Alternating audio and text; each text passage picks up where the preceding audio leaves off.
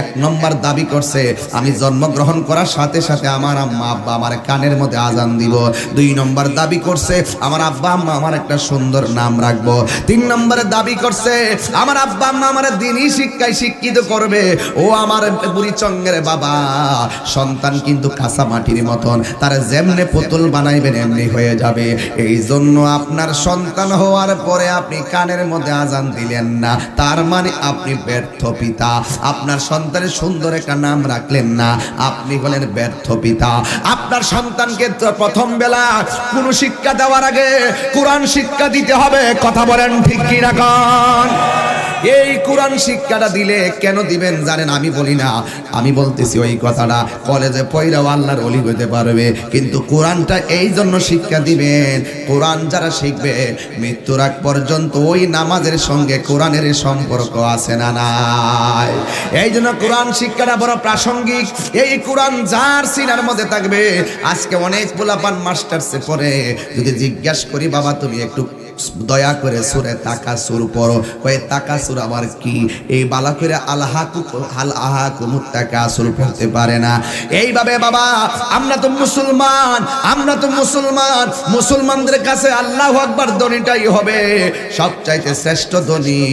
এই জন্য আমি কিছুদিন আগে শুনলাম, আরে বাবা ধর্মীয় শিক্ষা শুধু জেনারেল শিক্ষিত হলে চলবে না, মূলত শিক্ষা হলো হৃদয়ে কোরআন থাকা লাগবে। স্কুলে পয়লা ওলি হইতে পারবেন, অটো চালায়া ওলি হইতে পারবেন, সিএনজি চালায়া অটো হতে পারবেন, প্রবাসে থাইকা ওলি হতে পারবেন, কলেজের লেকচারার হয়ে ওলি হইতে পারবেন। আপনার অন্তর থাকবে লাগবে শুধু 4টা জিনিস। একটা হলো আল্লাহর ইবাদত, আরেকটা হলো নবীর মহব্বত, আরেকটা হলো আউলিয়া কেরামের সোহবত, আর একটা হলো মা বাবার খেদমত। কথা বলেন ঠিক কিনা? আর যদি আপনি কোরআন থেকে দূরে চলে যান, আপনার মুখ দিয়ে আসবে পাহাড়ের মুখ দিয়ে কি আসে? ছালি আসে, ছালি। চুলার মুখ দিয়ে কি আসে? যদি আপনার ধর্মীয় অনুশাসন, ধর্ম রীতি নীতির দরদ যদি আপনার অন্তরে না থাকে, আপনার পক্ষে যে কোনো মুহূর্তে আপনি পদস্খলন হয়ে যাবেন। দেখেন কয়েকদিন আগে একজন চিটাগাঙ্গের না কোন জায়গার, আমি ভালো করে চিনছি না, তিনি বলছেন আজানের ধ্বনি নাকি তার কাছে বিরক্তিকর মনে হয়। চিটাগাঙ্গের নেই। আবার গতকাল আমরা পরশুদিন প্রতিবাদ করছি, গতকাল আরেকটা ভিডিও বার্তা মনে হয় আমাদের বক্তব্য পাইতে পারে। গতকাল আবার উনি ভুল স্বীকার করছে। হ্যাঁ, এটা উচিত হয় নাই। তবে আমি অনুরোধ করব, ধর্মীয় এই জায়গাগুলো, কোরআনের প্রেম, রাসূল পাকের মহব্বত যার হৃদয়ে থাকবে, সে কখনো বিদ্বেষ ছড়াবে না, কোরআনের বিরুদ্ধে বলবে না, আজানের বিরুদ্ধে বলবে না, ওলি আল্লাহর বিরুদ্ধে বলবে না, নবীর বিরুদ্ধে বলবে না, ইসলামের বিরুদ্ধে বলবে না। কথা বলেন ঠিক না বেঠিক? আজকে আমাদের মুখে যা খুশি তাই চলে আসে। বাবা একদিন আপনি ফেসবুকে একটা গালি দিয়ে চলে যাবেন, কিন্তু গালিটা কিন্তু থেকে যাবে। মনে রাখবেন, আপনি একটা গালি দিয়েছেন, 2টা জিনিস কিন্তু ফিরে আনা যায় না। 2টা জিনিস কিন্তু ফিরে আনা যায় না। একটা হলো যখন গুলাইল, চিনেননি গুলাইল? এটা কি গুলাইল না, অনেকে বলে ধনুক আর তীর, শুদ্ধ ভাষা নাকি? যখন তীরটা ছেড়ে দিবেন, তীরটা ছাইরা, গুল্লিটা ছাইরা বলবেন, বাবা তুমি আমার ধর্মের বাপ লাগো, তুমি তীর আমার কাছে ফিরে আসো। আসবে? ছুড়ে গেলে, তীর ছুটে গেলে ফিরে আসে না, কথা বের হয়ে গেলে আর ফিরে আসে না। এই জন্য এই কথাটা বলার আগে 100 বার চিন্তা করবেন। আপনার বুকটা কাঁপার দরকার ছিল। এই পৃথিবীর শ্রেষ্ঠ ডায়লগ হলো আল্লাহু আকবার। বাচ্চা বলছিল পেটে থাইকা, আমি পৃথিবীতে যাওয়ার পর আমার মা বাবা, আমার অভিভাবক আমার কানের মধ্যে আজান দিবে। জোরে কোন কি দিবে? আর আজকে আমার সমাজে কি এগুলো আছে? আজান দিলে শরম লাগে। আজান দিলে কি লাগে? শরম লাগে। মানে আপনার সন্তানের প্রথম দাবিটাই আপনি পালন করতে ব্যর্থ হয়েছেন। সেই ছেলের হাতে আবার পোলাও কুরমা খাইবেন কেমনে আশা করেন? প্রথম আপনার সন্তানের দাবি আপনি আদায় করেন। সন্তান যা চেয়েছিল আল্লাহ পাকরা আপনাকে দিয়েছিল, সন্তানের সুন্দর নামটাও রাখে না। আমরা হুজুরের কাছে নাম নিতে আসলে আমরা বলি আল্লাহর কাছে সবচেয়ে প্রিয় নাম আব্দুল্লাহ, আব্দুর রহমান। হুজুর এটা বুড়া বেড়াইতেন না, ভালো একটা আধুনিক নাম দেন। কিছুদিন পরে শুনি তার নাম রাখছে বুলেট। বুলেট মানে কি জানেননি? নাতির দাদির এজে গাইলাম, কারণটা কি? ছোটবেলা থেকে নাকি হাতটা খুব লড়ায়, এই লড়ানি বাইরে যাবো, কারণ হাসরের মাঠে বাচ্চাকে আপনাকে ডাক দিবে, আপনার প্রত্যেকটা সন্তানকে ডাক দেওয়া হবে, ও এমুকের ছেলে এমুক, এমুকের বাপ এমুক, এমুকের বাপ এমুক, এইভাবে নাম ধরে ধরে ডাকা হবে। কথা বলেন ঠিক না বেঠিক? এই জন্য ওই সন্তানের নামটাও রাখতে হবে সুন্দর দেখে। আর হুট করে সিজার হয় এক রুমে, বাচ্চা জায়গা আরেক রুমে, আর নিচতলায় হুট করে বাচ্চা বালকেরা মাথার শরীরের পানিও মুছে না, হুট করে কুলে লইয়া কয় আমি মামা হয়েছি, মামা হয়েছি। আর যেই লোকটা 10 মাস 10 দিন লাথি খায়া পরে আছে বেডের উপরে, সে বলতে পারে না আমি মা হয়েছি। ওই যে আমার দেশে একটা অভ্যাস আছে, বিয়ে যখন করে ফেলে ছেলে, ছেলের বউ যখন আসে বাড়িতে, মা বলতে পারে না আমার ছেলের এটা, বউ এটা আমার জামাইর এটা। যুগটা কিন্তু একটু তাইল বেতালে চলতেছে, আমরা যাই করেন ওয়াজ নসিহত যাই করেন, তাইল বেতালে কিন্তু চলতেছে। মা 10 মাস 10 দিন পেটে রাখতো কইতারে না আমার ছেলে আনছে, আমার ছেলের, কিন্তু বউ 5 দিন হইছে না আইছে, আয়া ক আমার জামাইটা ধরে কি লেগে শরম করে না? কি কথা কি ঠিক আছে আমার? এই জন্য ওই বউদের সে শাস্তি হইল উল্টা হাতে মাইরে দিতে। কথা কোন ঠিক না বেটি? কইছে মুখ দিয়া কইবা, এরপরে না মানলে এরপরে হালকা কিছু লাগাইবা, ঠিক আছে নিও, উল্টা দিয়ে দিতে উল্টা হাতে। কারণ এই সংসারের এই বুড়ি চং আমি চ্যালেঞ্জ করে বললাম, 80% সমাজে 80% পরিবারে এই বধূ কর্তৃক শাশুড়িরা নির্যাতিত। কথা বলেন ঠিক না? অনেকে বলেন নারী নির্যাতনের কথা, হ্যাঁ নারী নির্যাতন অবশ্যই করা যাবে না, আপনি হিসাব মিলিয়ে দিন 90% পুরুষ নির্যাতিত। পুরুষ বেড়া দীক্ষা কোন আর কি আর তুইলা ক ঠিক না বেটি? এই জন্য ফুলামান বিয়া করার আগে এখন থেকে ঠিক হয়েছে গিয়া, বউরে বুঝতে পারে না, মারও বুঝতে পারে না, এটা বিয়া করছে না, এটা বিয়া বইছে, এটা বিয়া বইছে। যেই বেড়া বিয়া করে হ্যাঁ বউরে বউর বুঝতে, মারে মার বুঝতে, মারে যাই করবো যে আম্মা কিতা করতাম লইল তোমার বউদের বই তো, তুমি একটু দোয়া করে তোমার, তুমি বউ দোয়া দিলে শেষ। আর বউরে গিয়ে কইবা কিতা করবা আম্মা যতদিন আছে ততদিন বকবো, গেলে গা কেডা তোমারে বকবো, এডি কইতো না। বউর কথা হইনি গিয়া তুমি কি লাগে আমার এটার এই কথাটা কইলা, তুমি তুমি কথাটা হইলো মা গো পুত্রে তুই কষ্ট পাইছ, তুই তো আমার ফেটে থাকা কুটিবার আমার লাত্তি মারছ, এই কষ্টের বিচার আমি কেউ দিছি না। আর তোর বউরে একটু সংসারে উন্নতির জন্য কইছি, আর তুই আমার দমকটা মারছস। আল্লাহর কসম কইরা বলি, সন্তানকে সুশিক্ষা দেন, সুশিক্ষা দিবেন, এই সন্তান নিরপেক্ষ বিচার করে আপনার সংসারটাকে শান্তির নিকেতন বানাবে। কথা বলেন ঠিক না বেঠিক? এই সুশিক্ষার প্রাথমিক কেন্দ্র হলো এই কোরআনের মাদ্রাসা। কথা বলেন ঠিক না বেঠিক? কোরআন যেই সিনার মধ্যে থাকবে না সেখানে শান্তি আসতে পারে না। সোজা কথা, কোরআন সুন্নাহর আলোকে নিজের জীবনকে সুন্দর করে গঠন করতে হবে। আপনারা কি আমার কথায় কষ্ট পাইতেছেন? আপনি যতই দলিল দেন আমি মানতাম না। বউ কোনো দিন মাত্র নার নয় বউ আফন ও আবলুসন, বউ কোনো দিন মাত্র নার নয় বউ আফন। আবলুসন মানে আবুল হোসেন আর কি, যদি আবার এলাকাতে আবুল হোসেন তাহে উনি রাগ করবো, এর লাগে আবুল হোসেন কইছি, কষ্ট নিয়েন না। বউ কোনো দিন মাত্র নার নয় বউ আফন ও আবলুসন, বউ কোনো দিন মাত্র নার নয় বউ আফন। বউ তরে ভালোবাসিব বুড়ি চমতিকা লাল শাড়ি কিন্না দিবি যতক্ষণ, বউ কোনো দিন মাত্র নার নয় বউ আফন। ফুয়ার যদি কোনো জায়গায় আফদ বিপদ হয়, বউয়ের আগে মা জাননি কথা মিশা নয়। ফুয়ার যদি কোনো জায়গায় আফদ বিপদ হয়, বউয়ের আগে মা জাননি কথা মিশা নয়। বউ তোর যেন তেন মা হইল অমূল্য ধন। আরো জোরে বলতে হবে ঠিক কিনা বলো? এই জন্য যুবক ভাইয়ের আমার, এখন থেকে নিয়ত করেন, আঙ্গদেশের কিছু অভ্যাস খারাপ আছে। বাচ্চা ফেটে থাকলে আচ্ছা আমার মেয়েকে কি, মেয়ে হলে কি বানাবো? জামাই বই কথা হইলেন ফিতলা হাতিরটা দেখেন, তুমি বলো না না আমার মেয়েকে ডক্টর বানাবো।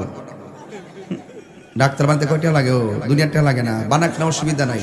প্রথম কইবেন যে না, বাচ্চাটা হইলে আমি প্রথম তাকে কোরআন শিক্ষা দিব। কিন্ডারগার্টেন চালান, অসুবিধা নাই। এই কিন্ডারগার্টেনের স্যাররা আপনারা চালান, কোনো অসুবিধা নাই, কিন্তু মনে রাখবেন প্রথম ক্লাসটা যেন শুরু হয় কোরআন দিয়া। কথা বলেন ঠিক কিনা গণ? এই তরুণ প্রজন্মের কিশোর ছেলেরা ফজরের টাইমে মোবাইল চালায়, ঘুমায়, রাত্রে 10টার পরে উঠে। যদি জিজ্ঞাসা রাত্রেবেলা 10টার পরে উঠে, দিনের বেলা সকালবেলা 10টার পরে উঠে, ভুল হলে দৌড়ে না আপনারা।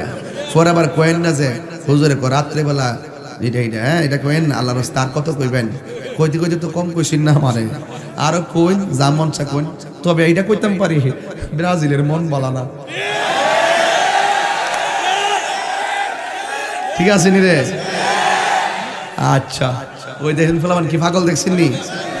তাইলে আজকা কথা একটাই, আমাদের আইকন, আমাদের আইডল এই দেশের ফিলার, ওই দেশের ফিলার না। আমরা জাস্ট অ্যাজ এ ফান, যতটুকু ছিল ততটুকু, এর বেশি কিছু না। এই খেলাকে কেন্দ্র করে ফেসবুকে উস্কানি দেওয়া যাবে না, খেলাকে কেন্দ্র করে কাউকে গালি দেওয়া যাবে না, খেলাকে কেন্দ্র করে সম্পর্ক নষ্ট করা যাবে না। আমাদের model Neymar, Messi, Mbappe, Dybala নয়, আমাদের একমাত্র আইডল হলো রাহমাতুল লিল আলামিন। কথা বলেন ঠিক কিনা? আপনি ইংলিশ পড়েন, অঙ্ক পড়েন, ম্যাথমেটিক্স পড়েন, আপনি আর্টস, কমার্স, সায়েন্স যাই পড়েন না কেন, আপনার প্রথম শিক্ষা হবে কোরআন। কথা বলেন ঠিক কিনা বলেন? আপনি যদি জায়গা মতো না থাকেন, আমি আপনাকে ধরবই। আপনি করেন, আপনি যাই করেন, আপনার নীতি তো ঠিক থাকতে হবে। কথা বলেন ঠিক কিনা? নীতি যদি খর্ব হয়ে যায়, এই সমাজে শান্তি আসতে পারে। দেখেছি ওই দিন নেইমারের বাড়িটা হলো বিল্ডিং, ক্রিস্টিয়ানো রোনাল্ডোর বাড়িটা হলো সুইমিং পুল সহকারে দারুণ একটি বিল্ডিং। এরপরে মেসির বাড়ি, নেইমারের বাড়ি বিল্ডিং, কিন্তু দেখা যায় শ্রোতাদের বাড়ি পানির উপরে। এই হলো শ্রোতাদের অবস্থা। তোমরা কার জন্য পাগল হয়ে গেছো? তোমার খবর তো তারা নিবে না। জাস্ট একটু ফান করছো, চলে গেছে। এটাকে নিয়ে আবার সারা জীবন সেভেন আপ করো না। এগুলো খারাপ জিনিস বেনা, এগুলা কইরো না। কিন্তু মনে রাখো, তোমার ঘর যদি ভাঙ্গাও হয়, তোমার ঘর যদি পানিতে হয়, তোমার অন্তরে যদি আমার নবীর মহব্বত থাকে, ওই নবী তোমার মুড়ি ছগার ভাঙ্গা করে এসে দিদার দিবে। হাত তুলে বলেন ঠিক কিনা বলেন?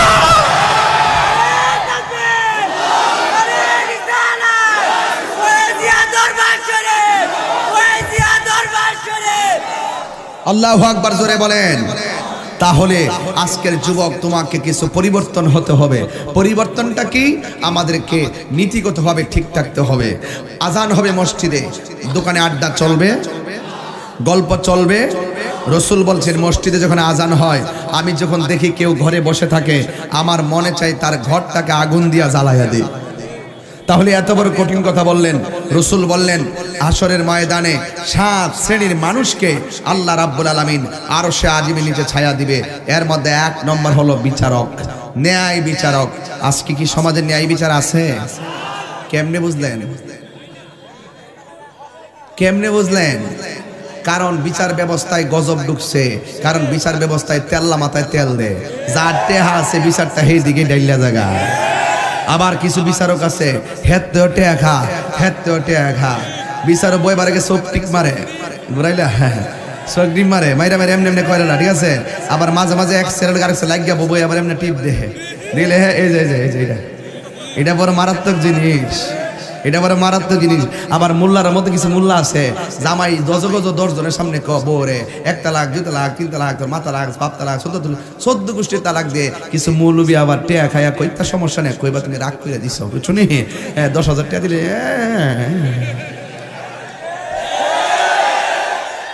এই আগে সুদ খাইছে গোপনে, এখন সুদ খাই উপেনে। কথা কোন ঠিক না বেটি? এই জন্য করোনাটা কি গোপন আইছে না উপেনে আইছে? এই জন্য মনে রাখবা, জহরাল ফাসাদ মিনাল বাররি ওয়াল বাহরি বিমা কাসাবাত আইদিন নাস। তুমি জলে স্থলে যত বিপদ আপদ আছে সব আমাদের হাতের কামাই। তুমি গুনাহ যদি উপেনে করো, গজব আসবে উপেনে। গুনাহ যদি গোপনে করো, গজব আসবেই। অপেক্ষা করো। তবে একটি কথা বলতে চাই, অনুরোধ করে বলতে চাই, আমার কথাগুলো দিনের বেলা মাহফিল তো খুব তাড়াহুড়া করে কথা বলতেছি, দিনটা অনেক ছোট। এরপরও আমি দিনের বেলা মাহফিল 1 ঘন্টার বেশি করি না কখনোই। এরপরে আজকে একটু সময় বেশি দিতেছি এবং বেশি দিমু নিয়ত করে আসছি। কারণ বুড়িচঙ্গের মানুষের সঙ্গে বুড়িচঙ্গের মানুষের সঙ্গে আমার একটা আত্মার সম্পর্ক আছে। কথা বলেন ঠিক না বেটি? আরে বাবা, যারা আমাকে ঘৃণা করে এদেরকে তাকানোর সময়টা কোথায় বলেন? আজকে আমি যখন গাড়ি দিয়ে আসতেছি, আমার পিছনে দেখলাম একটা সিএনজি, আমার দিককে একটা মুর্শিদি গান গাইতেছে, আমার গানই গাইতেছে, আমারটাই গাইতেছে আর কি। কেডারে আইসো তুই? হ্যাঁ কইডা কই রে? হেতে কো কো কো আসিনি এ আমার দেখ মুর্শিদি গান আরো বাড়াই দিছে। আমি মনে মনে প্রাউড ফিল করতেছি, যাক আমার মুর্শিদি শানটা তো গাইতেছে। ওই দিন দেখতেছি এক হিন্দু বাড়ি, তো আমার ইয়া চলতেছে আর কি, ঠিক আছে, চলতেছে। আমি আর কিছু পারছি আর না পারছি, ও মুর্শিদ তো হিন্দু বাড়ি তো ঢুকছে। যাই হোক, তবে আমার কিন্তু কোনো দোষ নাই। আমি এই ফয়েজ ভাই কই আসেননি, আপনি কিন্তু লইলেন না। আমাদের জন্য সভাপতি, সবার জামাই, আপনাদের দিয়ে আমি কামাই করে যাবো আজকে। কথা কন ঠিক না বেটি? তবে আসছে নাকি কইছেন না কিছু আরো? আচ্ছা বুঝছি, এলাকা আমি ঠেললে ওয়াশ করতেছি, আমি বেহু বই গেছি আগের থেকে। আগে থেকে চালাকি করে ওয়াশ করতাম, আস্তে আস্তে ঘুমাই এখন একটু ঠেললে ওয়াশ করতেছি। সময় দৌড়ায় ভাবতে না, কে আমাদের আলামত যখন আইতাছে, কাপড় বাস করার সময় হইতে ওটা দৌড় মারবেন, এমন অবস্থা আইতাছে। তবে আমি যেন কই গেছিলাম মনে আছে কথাটা? কই গেছিলাম?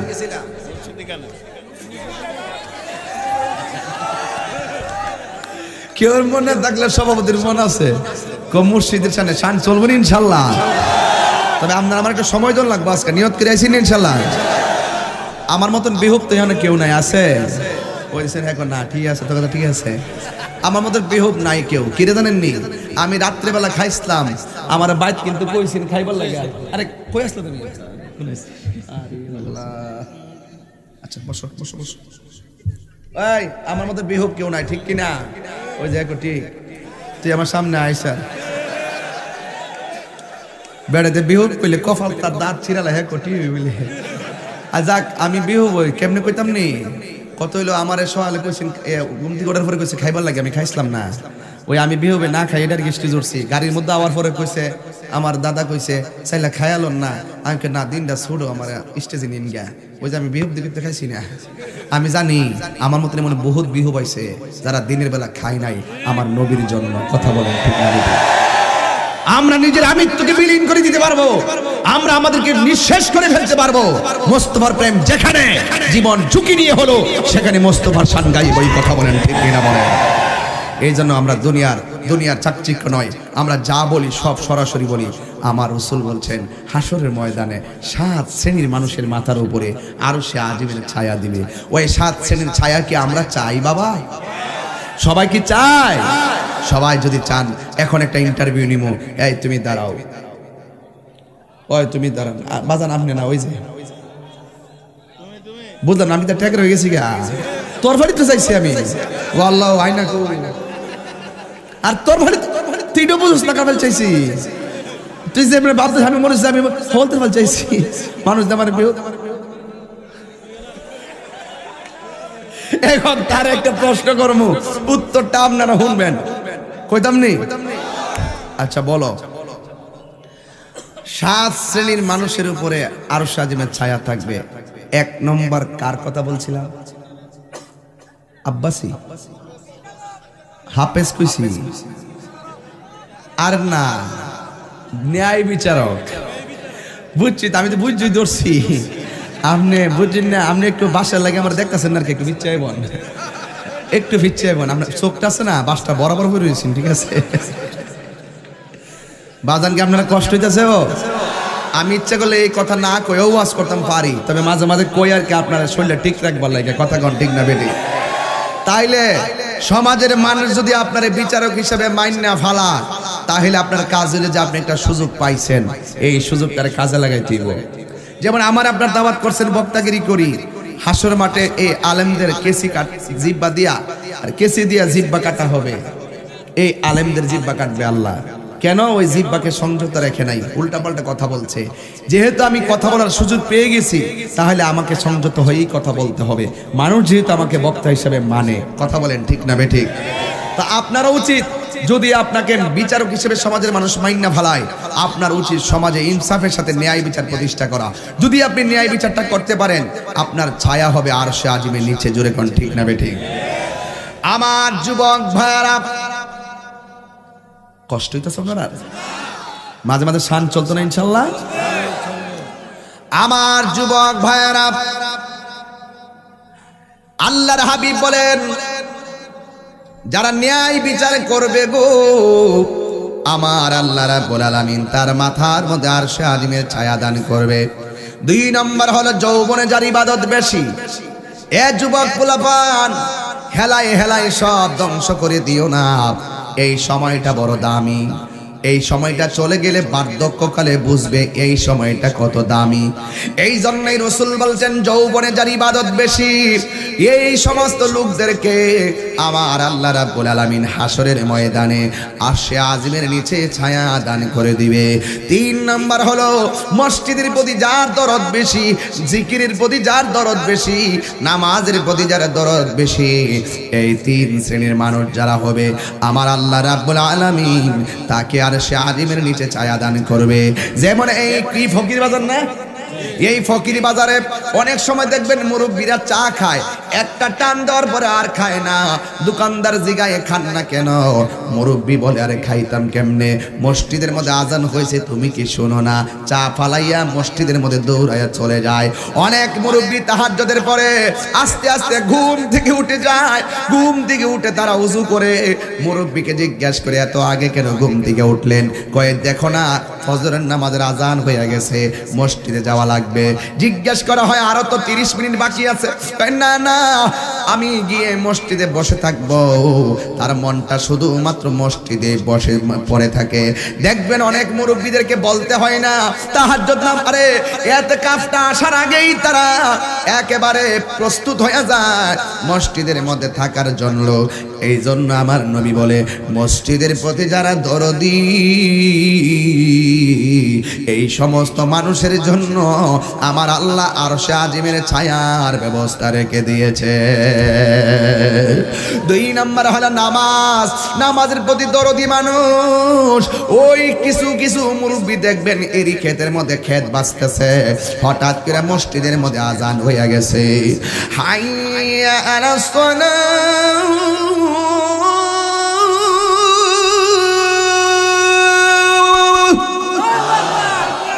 হঠাৎ করে মসজিদে আজান হয়ে গেছে। মুরব্বী কাশিটা ক্ষেতের মধ্যে ফালাইয়া দিয়া গড়ের পানি দিয়া গরম পানি দিয়া আস্তে আস্তে বয়া বয়া ওযুটা করছে।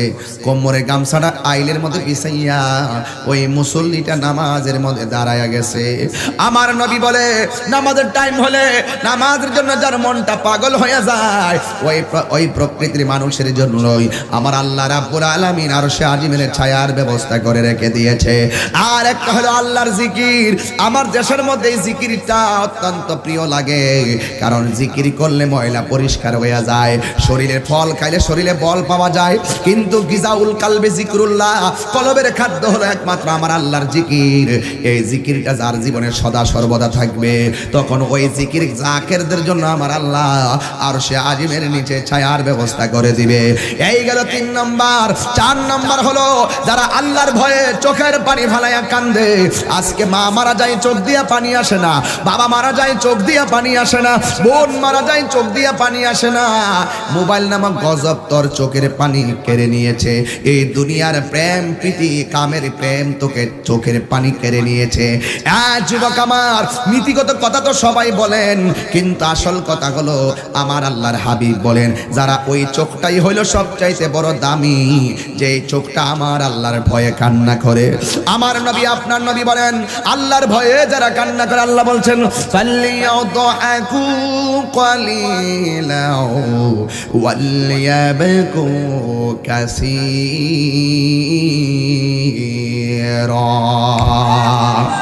فليضحكوا قليلا وليبكوا كثيرا।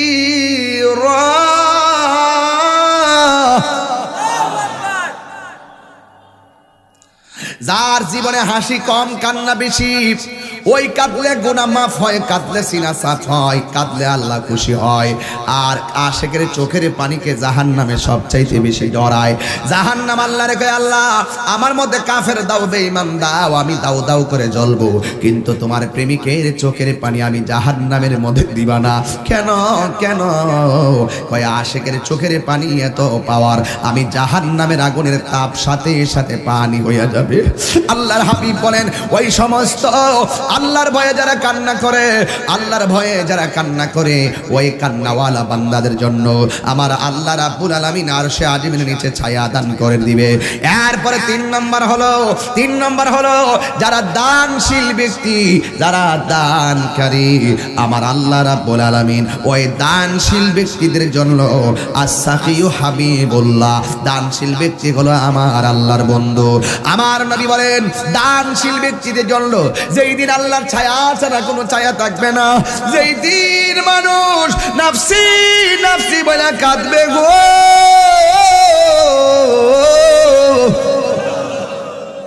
যেই দিন মানুষ নাফসি নাফসি বলে কাঁদবে, ওই কঠিন মুসিবতের সময় আমার আল্লাহ রাব্বুল আলামিন দানশীল ব্যক্তিদেরকে আরশে আজিমের নিচে ছায়া দান করে দিবে। জোরে জোরে কি আল্লাহু আকবার বলা যাবে না? আর মহব্বত গান আল্লাহু আকবার। আমার নবীর কথা কি সত্য না মিথ্যা? আরে দান করলে আল্লাহ খুশি না বেজার? দানে কি ধন কমে না বাড়ে? ও যুবক, অনুরোধ করে বলে যায়, আব্বা আম্মা কবরে চলে গেছে, কবরে কেমন আছে আমি জানি না, কবরে সুখে কিনা দুঃখে আছে, আমার আব্বাও তো চলে গেছে। দরজাটা খুলতে খেয়ে যায় ধোকা, বাবা বুঝি বলছে এলে নাকি খোকা, বুকের ভেতরটা নড়ে চড়ে ওঠে, চোখ বেয়ে জল নেমে আসে, শুধু মা নেই, শুধু বাবা নেই, শুধু বাবা নেই, শুধু বাবা নেই। ও বন্ধু, অনুরোধ করে বলবো, ওই মা বাবা যার কবরে আজকের দুপুরের খাবার মায়ের হাতে খেয়ে আসতে পারে নাই, সন্ধ্যাবেলা মায়ের হাতে কুফির বাতি আর দেখা যায় না। আগে আমার আম্মা কুফি দিয়া হারিকেন দিয়া দিয়া যে আলোগুলা জ্বালাইতো, ওই হারিকেন এখন আর দেখা যায় না। পড়ার টেবিলে আমরা যেইভাবে আমরা কুফি দিয়া বয়া বয়া পড়ছি, বড় শান্তি লাগছে। আমার বাবারে দেখছিলাম বন দিয়া বিড়া বানাইয়া আগুন দিয়া দইরা ঘরের মধ্যে ধোয়া দিছে মশা তাড়াইবার জন্য। রাতের বেলা ঘুমাইলাম, কারেন্ট নাই, তাল পাতার পাখা দিয়ে আমারে বাতাস কইরা ঘুম পাড়াইছে। রাতের বেলা আমি ঘুমাইতে পারি না, গরমের যন্ত্রণা। আমার আব্বা আমারে কুলে লইয়া লইয়া বাইরে ঘুরছে। ও বন্ধুরে, ওই বাপটা আমার জন্য কি না করছে, থাকতে আমার আব্বাটার আমি মূল্যায়ন করলাম না। আজকে আমার টাকা হইছে, আজকে আমার অনেক মানুষ অনেক কথা কয়, কিন্তু বাপ মারে কষ্ট দিও না।